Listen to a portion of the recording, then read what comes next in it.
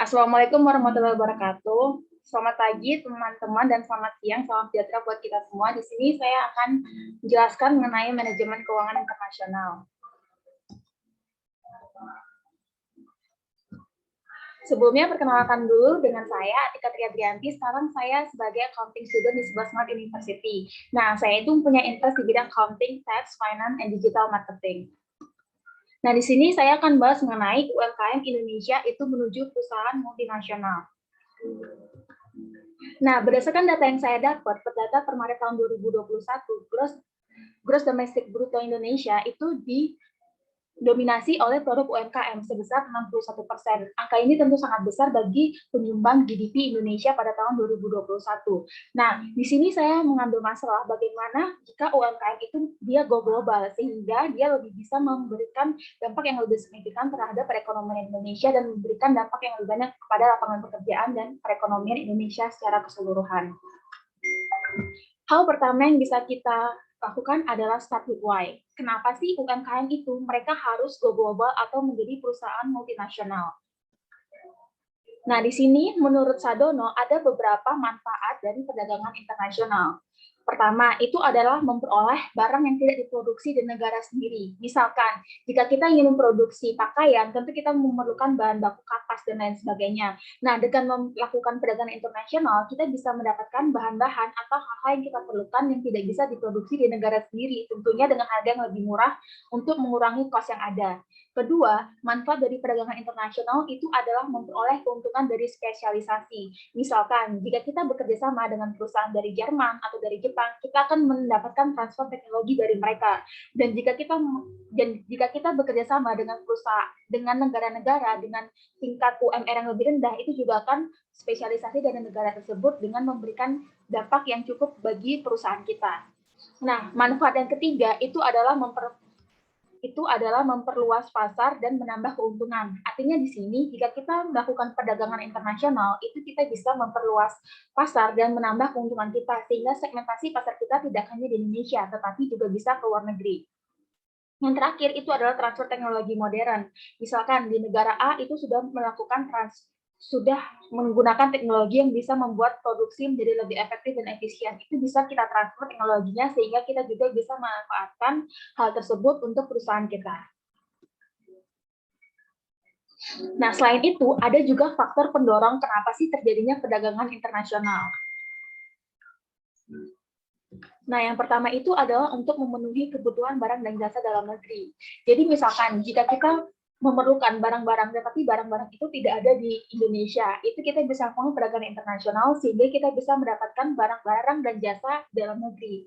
Kedua, itu adalah kita bisa memperoleh keuntungan dan meningkatkan pendapatan negara. Dengan kita melakukan perdagangan internasional, kita itu bisa mendapatkan keuntungan dan meningkatkan pendapatan bagi negara kita karena dengan adanya pajak, bea cukai dan lain-lain.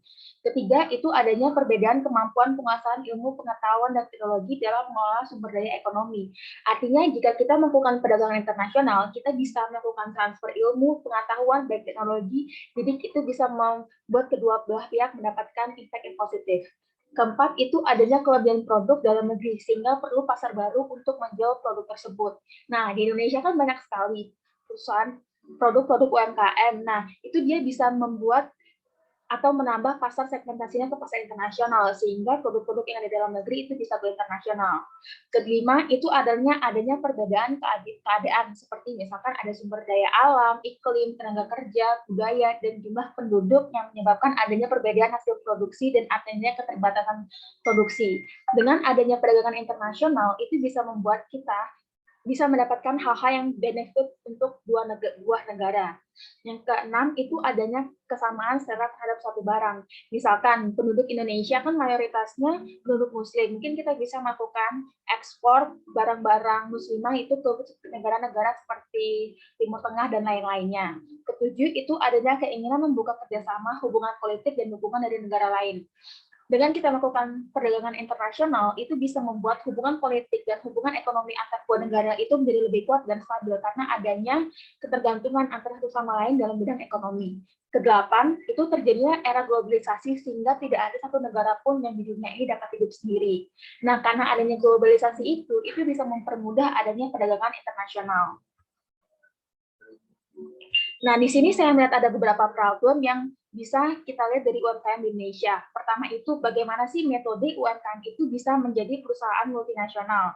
Kedua, bagaimana metode pembayaran dalam melakukan transaksi internasional. Dan ketiga, apa saja sih resiko dalam menjalankan bisnis internasional yang bisa disiapkan oleh para UMKM ini. Nah, yang pertama itu adalah metode dalam melakukan bisnis internasional. Nah, metode dalam melakukan bisnis internasional itu ada beberapa metode, tapi di sini saya merangkumnya hanya menjadi 6. Pertama itu adalah melalui perdagangan internasional. Nah, perdagangan internasional atau international trade itu adalah pendekatan yang relatif konservatif, yaitu melibatkan kegiatan ekspor dan impor. Nah, di sini itu internet itu sangat memfasilitasi perdagangan internasional dengan meningkatkan perusahaan untuk iklankan dan memperoleh melalui situs web mereka. Jadi ini basicnya itu ekspor dan impor. Kedua, itu metodenya bisa dengan melakukan lisensi. Nah, lisensi ini itu mewajibkan perusahaan untuk menyediakan teknologinya atau hak cipta, hak paten, merek dagang, atau nama dagang dengan imbalan biaya atau manfaat tertentu lainnya. Nah, kerugian utama dari lisensi itu tuh sebenarnya sulitnya bagi perusahaan yang menyediakan teknologi untuk memastikan kontrol kualitas dalam proses produksi asing. Nah, internet di lisensi ini juga memfasilitasi dengan adanya reputasi. Misalkan perusahaan-perusahaan dengan Instagram sudah centang biru itu tentu akan mendapatkan trust yang lebih bagus di dunia internasional. Metode yang ketiga yang bisa dipilih oleh UMKM itu adalah franchise.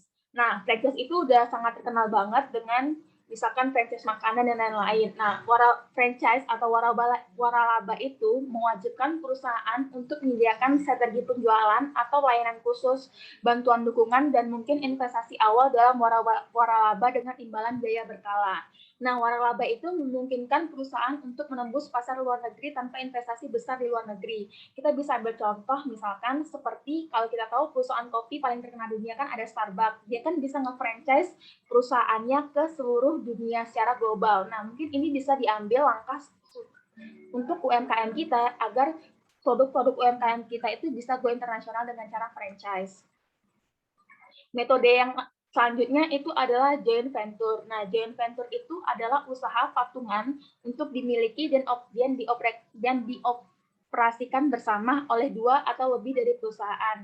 Nah, hanya perusahaan yang menembus pasar luar negeri dengan terlibat dalam usaha patungan dengan perusahaan yang berada di pasar tersebut. Artinya kita tuh harus punya kenalan dan rekan bisnis dari negara tujuan kita tujuan negara kita melakukan bisnis untuk bisa melakukan usaha venture atau joint venture ini.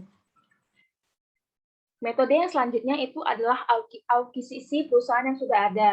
Nah, jadi akuisisi itu artinya kita membeli perusahaan lain di luar negeri sebagai sarana untuk menembus pasar di luar negeri.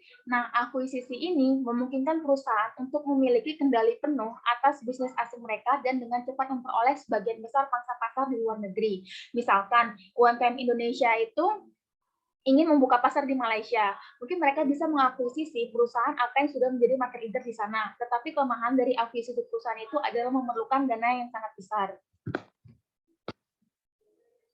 Metode selanjutnya adalah establish new foreign subsidiary atau membentukkan subsidiary baru di luar negeri. Nah, perusahaan UMKM itu dia juga bisa menembus pasar luar negeri dengan mendirikan operasi baru di luar negeri untuk memproduksi dan menjual produk mereka. Nah, tapi sayangnya seperti metode akuisisi perusahaan, pembentukan subsidiary baru di luar negeri itu juga membutuhkan biaya yang sangat besar. Nah, selanjutnya itu adalah metode, bagaimana sih metode pembayaran yang bisa kita lakukan jika kita ingin bertransaksi secara global. Nah, metode yang pertama itu adalah pembayaran di muka atau prepayment. Nah, dalam pembayaran di muka itu, eksportir itu tidak akan misalkan ada seorang eksportir. Nah, dia itu tidak akan mengirimkan barang sampai pembeli telah mengirimkan pembayaran kepada eksportir. Nah, pembayaran ini biasanya dilakukan dalam bentuk transfer lewat internasional ke rekening bank eksportir atau wesel bank asing. Nah, kan sekarang kita udah dengan seiringan kemajuan teknologi, perdagangan elektronik akan memungkinkan perusahaan terlibat dalam perdagangan internasional untuk melakukan kredit dan debit elektronik melalui bank perantara. Nah, metode ini itu memberi pemasok tingkat pelindungan terbesar dan biasanya diminta dari pembeli pertama yang kelayakan kreditnya tidak diketahui atau yang negara yang memiliki kesulitan keuangan. Nah, kebanyakan pembeli bagaimanapun tidak bersedia menanggung semua resiko dengan membayar di muka pesanan. Metode yang kedua itu adalah letter of credit atau LC. Nah, letter of credit atau LC ini adalah surat berharga yang diterbitkan oleh bank atas nama importir, pembeli yang berjanji untuk membayar eksportir atas penyerahan dokumen pengapalan sesuai dengan ketentuan yang diatur di dalamnya. Nah, akibatnya bank itu mengganti kreditnya dengan kredit pembeli. Metode ini adalah metode yang paling kompromi antara penjual dan pembeli karena memberikan keuntungan tertentu bagi kedua belah pihak. Nah, eksportir dijamin menerima pembayaran dari bank penerbit selama menyerahkan dokumen sesuai dengan LC. Nah, fitur penting dari letter of credit ini adalah bahwa bank penerbit berkewajiban untuk menghormati penarikan berdasarkan LC, terlepas dari kemampuan atau kemauan pembeli untuk membayar. Nah, di sisi lain, importir itu tidak perlu membayar barang sampai pengiriman telah dilakukan dan dokumen disajikan dengan baik. Namun, importir tetap harus mengendalikan eksportir untuk mengirimkan barang seperti yang dijelaskan dalam dokumen, karena LC itu tidak menjamin bahwa barang dibeli adalah ditagih dan dikirim. Nah, letter of credit akan menjelaskan secara lebih rinci dalam suratnya. Metode yang selanjutnya adalah metode draft. Metode draft atau rekening pertukaran uang adalah janji tanpa syarat yang ditarik oleh satu pihak. Nah, biasanya eksportir yang menginstruksikan pembeli untuk membayar jumlah nominal wesel pada saat penyerahan. Nah, draft tersebut itu mewakili permintaan formal eksportir untuk pembayaran dari pembeli. Nah, draft memberi eksportir perlindungan yang lebih sedikit daripada LC karena bank tidak berkewajiban untuk menghormati pembayaran atas nama pembeli. Nah, sebagian besar transaksi perdagangan yang ditangani berdasarkan konsep itu diproses melalui saluran perbankan. Dalam terminologi bank, transaksi ini dikenal sebagai koleksi dokumenter. Dalam transaksi dokumenter collection, bank pada kedua ujungnya bertindak sebagai perantara dalam pemrosesan dokumen pengiriman dan penagihan pembayaran. Nah, jika pengapalan dilakukan dengan wesel, eksportir dibayar setelah pengapalan dilakukan dan wesel diserahkan kepada pembeli untuk pembayaran. Nah, bank pembeli itu tidak akan melepaskan dokumen pengirim kepada pembeli sampai pembeli telah membayar wesel tersebut. Nah, ini itu dikenal sebagai dokumen terhadap pembayaran. Selanjutnya, metode yang bisa dilakukan oleh UMKM itu adalah konsinyasi. Nah, di bawah pengaturan konsinyasi, eksportir itu bisa mengirimkan barang ke importir sambil tetap mempertahankan hak sebenarnya atas barang dagangan. Importir itu memiliki akses ke inventaris, tetapi tidak harus membayar barang sampai barang tersebut dijual ke pihak ketiga. Eksportir itu bisa mempercayakan importir untuk mengirimkan pembayaran atas barang yang dijual pada saat itu. Jika importir gagal membayar, eksportir memiliki keterbatasan karena tidak adanya draft yang terlibat dan barang telah terjual. Akibatnya, dari resiko yang tinggi, pengiriman itu jarang digunakan oleh cara ini jarang digunakan oleh perusahaan-perusahaan, kecuali jika mereka sudah merupakan perusahaan afiliasi atau anak perusahaan yang beragam dengan perusahaan induk. Selanjutnya adalah risiko-risiko dalam perdagangan internasional. Nah, sebelum UMKM itu mereka dapat go internasional, mereka harus juga memahami resiko-resiko dalam perdagangan internasional. Karena tidak mungkin kan kita tiba-tiba melakukan perdagangan internasional tanpa tahu dulu resiko-resikonya. Nah, resiko perdagangan internasional itu banyak macamnya. Pertama itu ada commercial risk, commercial credit risk, political country risk, documentary risk, foreign exchange risk, resiko peristiwa tidak terduga, dan resiko hukum. Yang pertama itu adalah commercial credit risk. Nah, commercial credit risk itu adalah eksportir sering menghadapi kesulitan untuk menelusuri reputasi calon pembeli luar negeri importir. Nah, misalkan jika UMKM dia ingin melakukan kerjasama dengan orang, tetapi dia tidak tahu orangnya itu siapa dan tidak pernah menjalin hubungan sebelumnya. Nah, jadi itu merupakan suatu kesulitan dan risiko yang bisa dihadapi oleh perusahaan UMKM jika dia ingin melakukan transaksi global. Nah, berhubungan dengan kredibilitas pihak pembeli, di mana barang yang dikirim penjual itu tidak disetujui oleh pembeli. Nah, resiko ini umumnya paling banyak pada pembayaran non-letter of credit, misalkan dengan pembayaran konsinyasi dan lain-lain. Resiko yang kedua itu adalah accepted risk. Nah, di sini itu adalah biasanya pembeli itu mencari berbagai alasan untuk tidak bersedia menerima barang yang telah dikirim oleh penjual dengan alasan dokumen yang melindungi barang bersangkutan tidak sesuai dengan kontrak penjualan atau perjanjian jual beli yang telah disepakati. Misalkan, jika perusahaan UMKM Indonesia itu sudah mengirim 100 lembar batik ke Malaysia. Nah, tetapi setelah sampai di Malaysia, orang yang ingin membelinya itu tidak setuju dengan apa yang barangnya terima. Nah, itu kan bisa menjadi acceptance risk sehingga bisa produknya itu tidak dibayar dan lain-lain. Nah, hal ini tuh terjadi karena harga barang yang dipesan itu sedang mengalami penurunan atau munculnya barang pengganti yang menurut pembeli itu lebih baik dan lebih bisa untuk dibeli. Resiko selanjutnya itu adalah financial risk. Nah, risiko finansial itu ada banyak. Pertama itu ada pada permasalahan pada dokumen atau mutu barang. Nah, di sini permasalahan pada dokumen, misalkan dokumennya itu tidak lengkap atau mutu barang yang itu tidak sesuai dengan yang diharapkan oleh pembeli, itu bisa menjadi risiko dari financial risk, dari risiko finansial. Selanjutnya itu bisa menyebabkan penundaan pembayaran. Jika pembeli di luar negeri itu dia melakukan penundaan pembayaran, tentu itu akan menjadikan risiko bagi kita. Soalnya kita sebagai UMKM itu memerlukan biaya untuk balik modal dan bisa memutarkan uangnya lagi.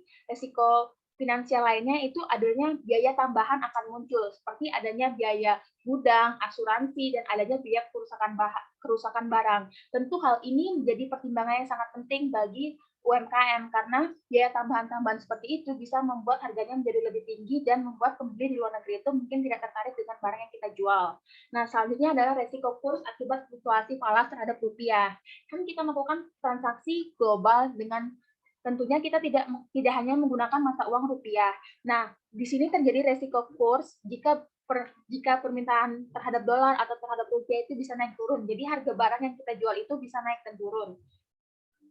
Nah, hal ini tuh bisa menyebabkan biaya menjadi tinggi, yang artinya cost dari sebuah perusahaan UMKM itu menjadi tinggi. Nah, dengan resiko biaya menjadi tinggi, itu termasuk dalam financial risk yang harus dikontrol oleh pelaku UMKM sebelum mereka melakukan menjadi perusahaan go internasional. Nah, resiko selanjutnya itu adalah operational risk. Nah, misalkan di sini kita mengambil contoh adalah letter shipment atau pengirimannya terlambat. Nah, biasanya ini kelalaian persiapan barang ekspor atau keterlambatan kapal yang akan mengangkut. Hal ini tentu akan berimpact kepada pembeli yang sudah menunggu barang yang kita jual di luar negeri. Misalkan kita sudah berjanji untuk barang sampai tanggal 25 Oktober, tetapi barangnya itu baru diambil tanggal 24 Oktober, sehingga kita tidak bisa memenuhi janji kita kepada para pembeli di luar negeri. Itu bisa menyebabkan operational risk yang akan berdampak kepada penjualan kita selanjutnya. Kedua, itu adalah lower quality. Contohnya adalah kurangnya pengawasan mutu barang ekspor. Misalkan dengan banyaknya barang-barang yang diekspor ke luar negeri, itu biasanya itu bisa menyebabkan adanya ketergesaan atau kecerobohan yang bisa mengakibatkan produk yang kita jual itu mengalami mutu yang berkurang, sehingga itu bisa mempengaruhi penilaian pembeli terhadap barang yang kita beli. Operational risk selanjutnya adalah improper packing, artinya standar packingnya itu tidak memenuhi apa yang diharapkan oleh pembeli yang membeli barang kita. Nah, minimal semua barang ekspor itu harus sudah memenuhi standar seaworthy export packing. Risiko operasional selanjutnya itu adalah unsmooth flow of document. Nah, di sini itu ada hal-hal yang bisa dilakukan oleh human error. Misalkan adanya ketidakcermatan dalam persiapan barang ekspor. Misal, itu tidak mempersiapkan sertifikat yang dibutuhkan, misalkan seperti sertifikat of origin, sertifikat of quality, dan lain-lain. Sehingga jika barang itu sudah sampai di luar negeri, itu tidak bisa diangkut dari daerah kepabeanan dan cukai. Nah, selanjutnya itu adalah risiko short weight. Nah, short weight itu artinya dikarenakan ada kelalaian di mana terjadi salah penimbangan sehingga menyebabkan apa yang kita timbang dan lain-lainnya itu tidak sesuai. Nah, operational risk yang terakhir itu adalah non-delivery. Non-delivery di sini itu dikarenakan kenaikan harga barang baku untuk membuat komoditas ekspor, sehingga pelaku UMKM itu bisa ketidaksanggupan dalam memenuhi pengiriman barang, sehingga barang yang sudah dipesan itu tidak bisa dikirim karena biaya cost untuk memproduksi barang yang tersebut terlalu besar. Nah, resiko selanjutnya itu adalah resiko transaksi. Nah, dalam perdagangan suatu produk dapat melibatkan perbankan pada tingkat transaksi resiko tertentu yang berkaitan dengan risk profil suatu produk. Nah, apabila pembayaran dari bank sangat mungkin muncul unsur penipuan yang sudah dideteksi, penyebab fraud dari letter of credit. Pertama, itu penjabat yang menandatangani LC telah keluar dari bank tersebut. Kedua, alamat issuing bank berupa PO Box. Yang ketiga, instruksi klaim di negara eksportir. Keempat, pembuka letter of credit yang bonafide. Kelima, eksportir tidak mengirimkan barang sesuai mutu. Keenam, barang tidak dikirimkan namun ada dokumennya saja. Nah, resiko selanjutnya itu adalah country risk. Nah, country risk ini kita juga bisa menilai jika kita ingin melakukan perdagangan internasional, kita harus melihat negara tujuan dari tempat kita melakukan ekspor dan impor. Di sini kita bisa mengambil beberapa contoh, misalkan political risk. Kita dalam memilih negara country risk itu, kita harus melihat apakah kondisi politik dari negara itu sedang aman. Jika kondisi negara tersebut politikalnya sedang tidak bagus, itu bisa jadi kita harus menghindari negara-negara tersebut. Atau misalkan negaranya sedang berperang, atau adanya boykot, atau adanya teroris, itu sebaiknya kita menghindari negara-negara dengan politikal yang sedang saat seperti itu. Nah, selanjutnya itu adalah security risk. Nah, dalam security risk itu kita harus melihat negara-negara itu apakah mereka memiliki sistem keamanan yang bagus atau tidak. Jika mereka sudah ada riwayat pengamanan itu kurang bagus, maka kita bisa menghindari negara-negara dengan security risk yang sangat besar. Nah, country risk yang lainnya itu adalah travel risk. Travel risk atau resiko travel. Kita bisa memperkirakan, misalkan kita menjual produk makanan, kita menjual produk makanan, kita harus mempertimbangkan apakah jika barang kita sudah sampai di luar negeri itu masih aman dan dapat dikonsumsi dengan baik. Itu kita bisa mempertimbangkan jarak dan waktu untuk pencapaian dalam risiko travel tersebut. Nah, country risk yang terakhir adalah country risk selanjutnya adalah operational risk. Risiko operasional, kita bisa melihat di negara-negara tersebut sistem operasional, sistem ekspor impornya apakah sudah bagus atau dikerjakan atau banyak human error. Kita juga bisa melihat dari situ. Selanjutnya adalah tax risk, itu resiko pajak. Nah, dalam melakukan perdagangan internasional, tentu kita harus mempertimbangkan aspek perpajakan. Apakah negara tersebut memberikan cukai yang besar terhadap produk-produk yang dijual dari Indonesia atau tidak? Soalnya itu bisa mempengaruhi harga produk kita di negara tersebut. Jika dua belah negara sudah menyepakati peraturan perpajakan, mungkin itu bisa memberikan dampak yang bagus bagi kedua negara. Selanjutnya adalah legal risk atau hukum. Nah, hukum setiap negara kan beda-beda. Jadi kita harus memperlihatkan dulu bagaimana hukum di negara tersebut, apakah sesuai dan kita tidak melanggar peraturan-peraturan yang ada di negara tersebut. Selanjutnya adalah payment risk. Kita harus bisa melihat bagaimana negara itu dia sistem pembayarannya, apakah sudah bisa menggunakan digital atau mereka masih menggunakan konvensional. Nah, selanjutnya adalah economical risk. Kita harus melihat apakah penduduk atau masyarakat di sebuah negara itu mampu untuk membeli produk kita. Jika kita melihat mereka mampu dan sesuai dengan mangsa pasar kita bisa menjual produk kita ke tempat negara tersebut. Nah, resiko selanjutnya adalah documentary risk atau resiko dokumen. Nah, barang-barang yang masuk ke suatu negara itu biasanya harus dilengkapi dengan dokumen-dokumen tertentu yang tentunya sangat banyak sesuai dengan ketentuan yang berlaku. Nah, apabila tidak terpenuhi, maka ada beberapa resiko yang dapat terjadi. Misalkan, pertama, penundaan pengeluaran barang dari bea cukai. Kedua, keterlambatan dalam mendapatkan alokasi devisa. Ketiga, bisa terjadinya penyitaan. Keempat, itu adanya pengenaan denda. Tentunya hal ini sangat tidak diinginkan oleh penjual maupun pembeli. Oleh sebab itu, kita sebagai penjual dan pembeli harus mempersiapkan dokumen-dokumen sehingga kita bisa mengurangi resiko dari hal-hal yang tidak diinginkan tersebut. Nah, resiko selanjutnya adalah foreign exchange rate. Nah, bila seseorang eksportir melaksanakan transaksi perdagangan internasional dalam mata uang asing, maka secara otomatis sejak saat itu ia berpotensi menghadapi suatu resiko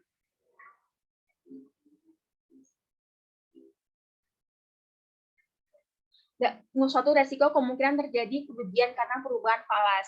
Nah, apabila harga ditetapkan dalam mata uang tersebut dalam perdagangan internasional, nah fluktuasi nilai tukar itu tidak dapat dihindari akan menguntungkan atau merugikan salah satu pihak.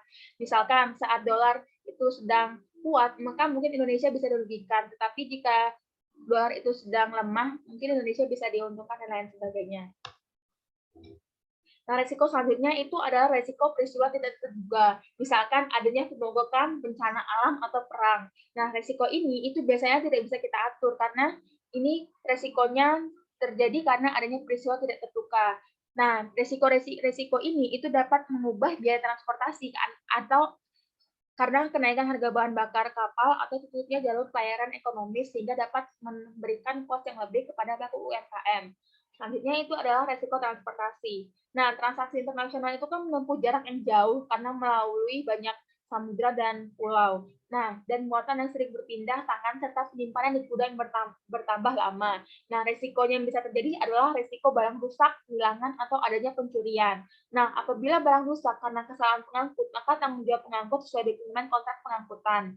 Resiko yang selanjutnya itu adalah resiko hukum. Nah, peraturan dan hukum di negara mitra dagang itu bisa berubah dan diterapkan berbeda dengan masa sebelumnya.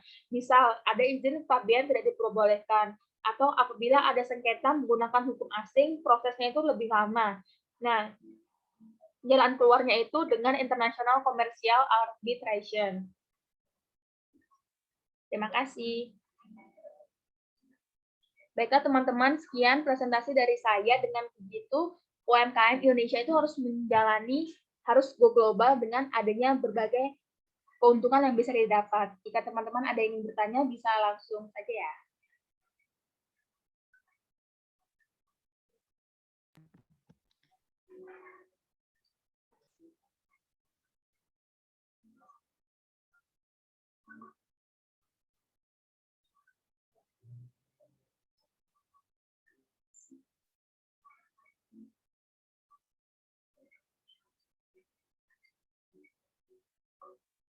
Baiklah, kepada penanya, bisa langsung on mic saja.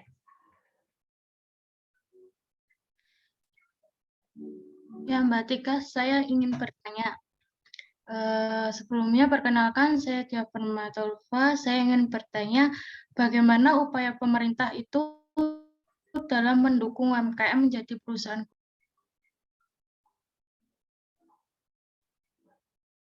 Oke. Ini pertanyaan selanjutnya ada dari Kak Cynthia Paramita.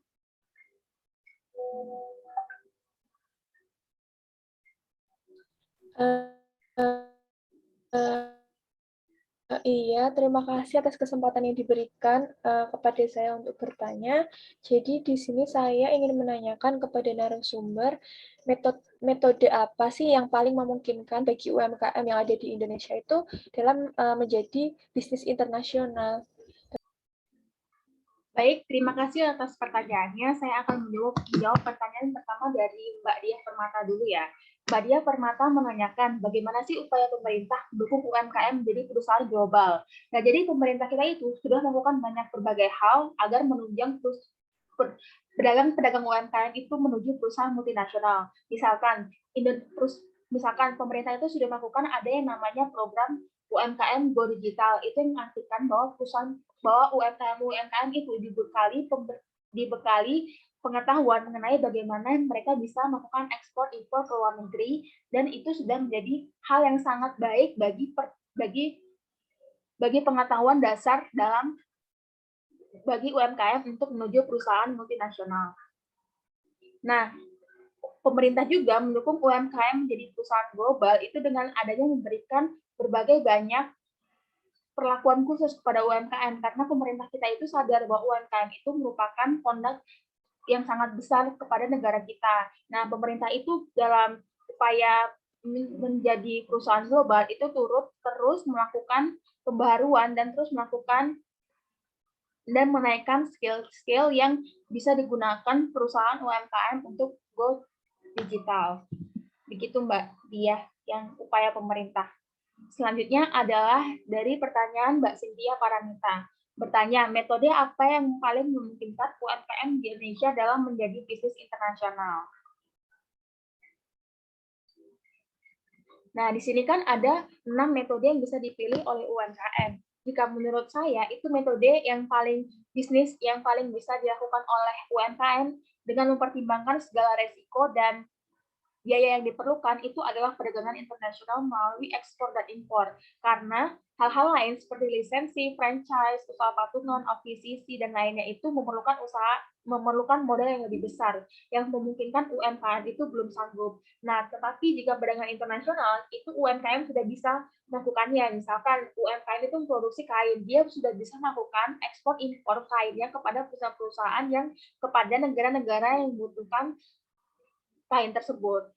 Jadi menurut saya metode dalam melakukan bisnis internasional bagi UMKM di Indonesia saat ini itu adalah dengan melakukan perdagangan internasional.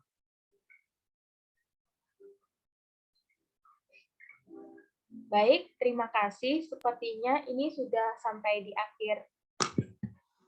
akhir acara. Saya sebagai pembicara